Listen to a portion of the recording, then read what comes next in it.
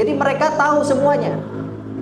Kalau orang ditanya tentang fikih, itu pasti dalam dua keadaan, dua makna tadi. Al-fahmu al-mujarrad atau al-fahmu ad-daqiq. Nah, pertanyaannya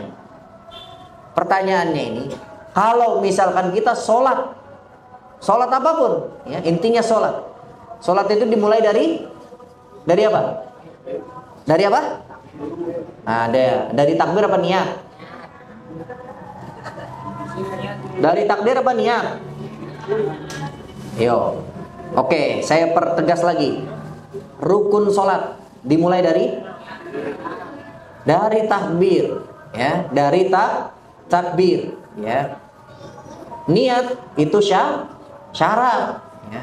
Syarti qabla nusolli, ya. Jadi syarat sebelum sholat itu niat, termasuk berwudu.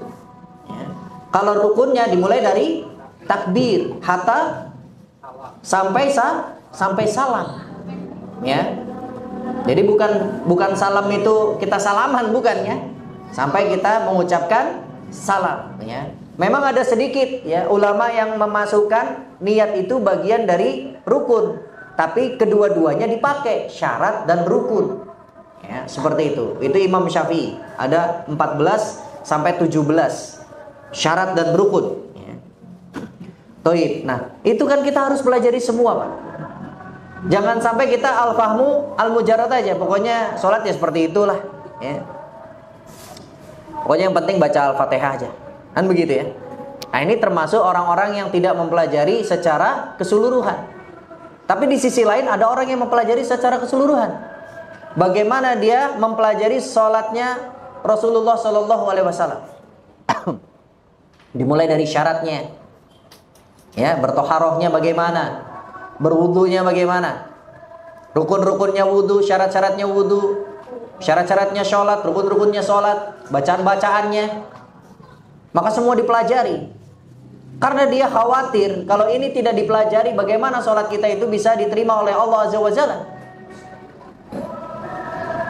Maka kita beristighfar kepada Allah Subhanahu wa Ta'ala. Apakah sholat yang kita lakukan selama sudah bertahun-tahun ini itu benar di mata Allah Subhanahu wa Ta'ala, atau kita tidak pernah mempelajari secara utuh, padahal waktu kita senggang, waktu kita ini banyak, tapi kita malas untuk menuntut ilmu.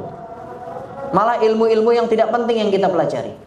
Padahal waktu kita wafat itu yang pertama kali ditanya apanya? Sholatnya. Tidak ditanya.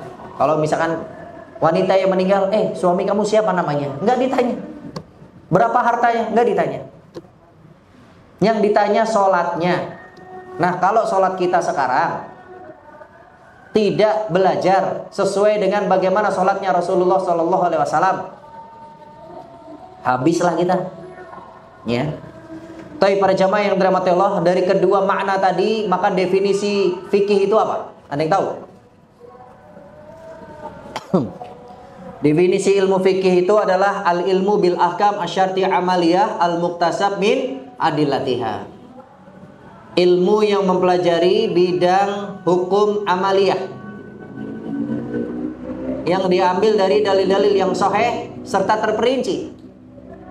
Itu adalah ilmu fikih. Jadi mempelajari ilmu hukum.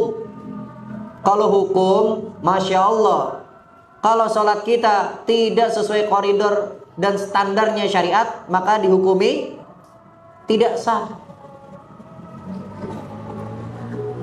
Muamalah kita pun demikian. Contoh jual beli. Kalau jual beli kita itu tidak benar, maka bisa masuk dalam kategori sahih, fasad atau batil. Sahih itu benar, fasad itu cacat, batil itu haram. Kalau sahih alhamdulillah dapat pahala, dapat berkah. Kalau cacat ya kita menanggung dosa juga. Kalau kita tidak memperbaikinya, kita menanggung dosa. Tapi kalau sudah masuk batil, masuk keharaman, ini udah jelas-jelas rusak. Jelas-jelas haram. Bagaimana kita mendapatkan keberkahan dari Allah Subhanahu wa taala? Walaupun rumah kita megah, mobil kita bagus, motor kita banyak, pakaian kita mewah-mewah misalkan, tapi semua itu didapat dari jual beli yang haram. Bagaimana? Tidak ada keberkahan sedikit pun di mata Allah Subhanahu wa taala. Padahal hidup ini itu bukan bagaimana banyaknya harta, tapi bagaimana banyaknya kita mendapatkan keberkahan dari Allah Subhanahu wa taala. Nah, jadi begitu para jamaah yang dirahmati Allah, inilah yang bisa ana sampaikan bagaimana kita wajibnya untuk mempelajari ilmu fikih muamalah dengan keutamaan-keutamaan yang sudah kita ketahui, dan begitu juga maknanya, begitu juga dengan definisinya. Lanjutlah kita terus masuk belajar ilmu fikih yang lainnya.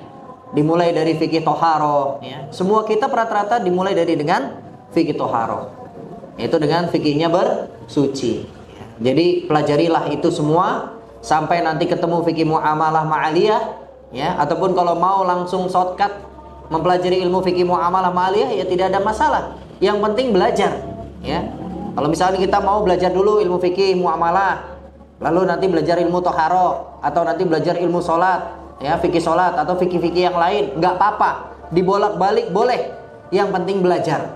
Yang nggak boleh itu setelah hari ini terus kita diam diri, kita nggak belajar, kita tidak menambah ilmu kita. Itu yang salah, ya. Berarti tidak ada hikmah atau tidak mendapatkan hikmah daripada kajian pada hari ini.